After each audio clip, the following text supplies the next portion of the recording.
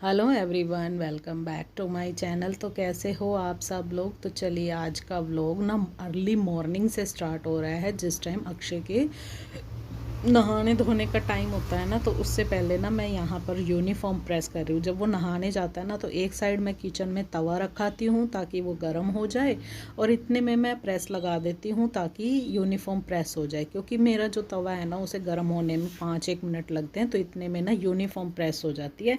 मैं पहले uniform press करके नहीं रखती हूँ, क्योंकि साथ के साथ करो ना तो फिर सिलवट नहीं आती है। अलमीरा में पड़े पड़े ना उसको प्रेस करके रख दो, फिर भी सिलवट आ जाती है। मतलब जो क्रीज बनाते हैं हम उसका, या बच्चे कपड़े निकालते हैं तो इधर उधर मैस कर ही देते हैं, तो इसलिए मैं पहले नहीं करती, साथ की साथ ही मैं प्रेस करके दे देती हूँ उसे। तो यहाँ पे देखिए फटाफट से प्रेस हो रही है, और अक्षय नहाने गया हुआ है और तवा मैं रखा ही थी किचन में। और अगर आटा वगैरह ना करना हो ना सुबह सुबह, तो फिर इतना टाइम नहीं लगता है। अगर आटा और सब्जी सुबह सुबह बनानी हो ना टिफ़िन के लिए, तो फिर टाइम लगता है। तो फिर मैं उस हिसाब से ही उठती हूँ, और अक्षय को भी उसी हिसाब से ही उठाती हूँ।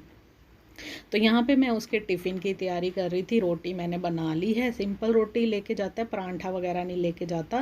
तो 2 डिब्बी है, एक में मैंने दाल दाल पालक बनाई थी वो डाल दी, और एक में करेला डाल दिया।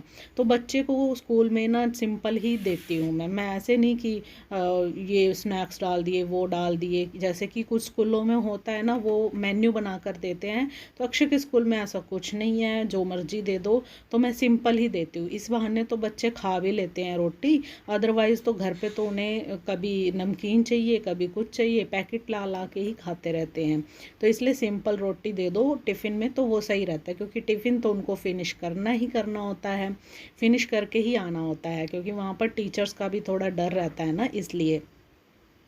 तो यहाँ पर टिफ़िन पैक कर रही हूँ मैं। टिफ़िन पैक मैं किस तरीके से करती हूँ वो भी मैं आप लोगों को वीडियो में आगे दिखाऊंगी। तो अर्ली मॉर्निंग का यही रूटीन ही रहता है सभी मदर्स का, कि अपने बच्चों के लिए टिफ़िन पैक करो, उन्हें उठाओ टाइम से, उन्हें स्कूल भेजो, यूनिफॉर्म प्रेस करके दो।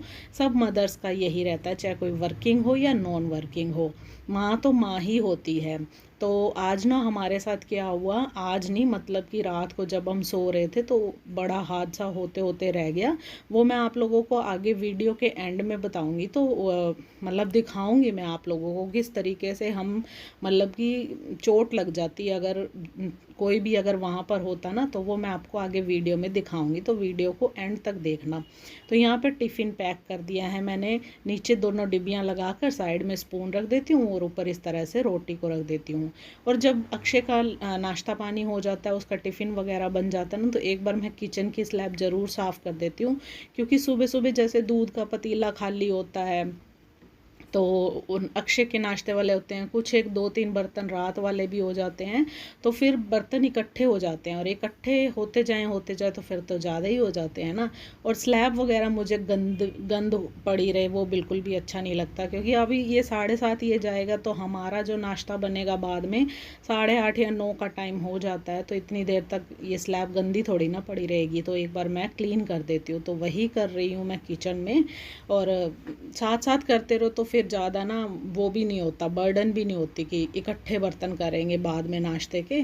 ऐसा नहीं, मैं एक बार पहले कर देती हूँ। और यहाँ पर आ गई है हमारी समायरा रानी। ये आ गई थी नीचे। तो आज ना इसका मूड थोड़ा सा ऑफ ही है, क्योंकि इसको इंजेक्शन लगा था ना, जो पोलियो वाला लगता है, तो उसकी वजह से ना इसकी टांग में थोड़ी सी दर्द हो रही है।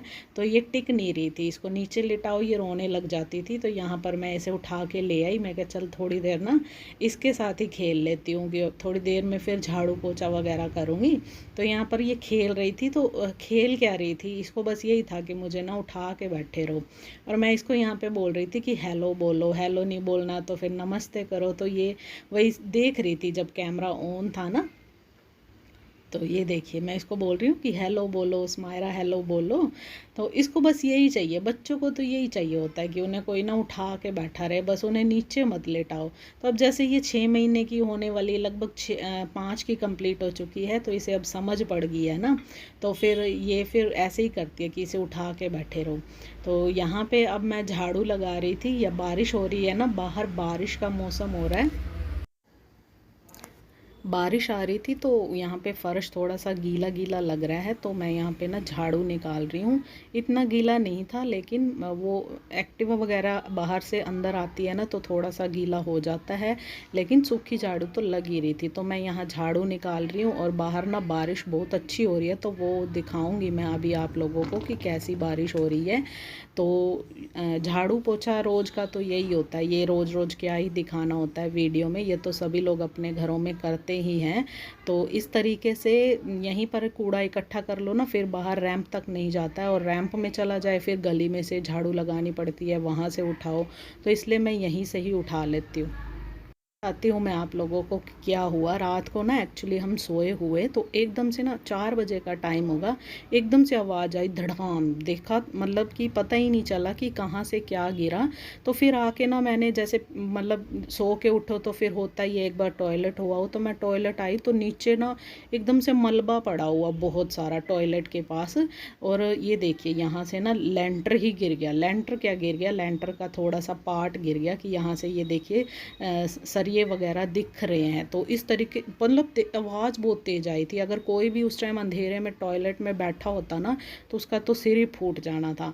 बहुत बड़ा हादसा हादसा होते होते रह गया। जिसके लगती ना, उसका बचना तो ना मुश्किल ही था। तो ये देखिए बिल्कुल टॉयलेट के ऊपर का जो है ना छत, उसी से गिरा है। तो बहुत मतलब कि भगवान का शुक्र है बहुत बहुत कि किसी को कोई चोट नहीं लगी है, अदरवाइज़ तो पता नहीं क्या होता। तो चलिए फिर मिलेंगे नए व्लॉग में, तब तक के लिए बाय बाय।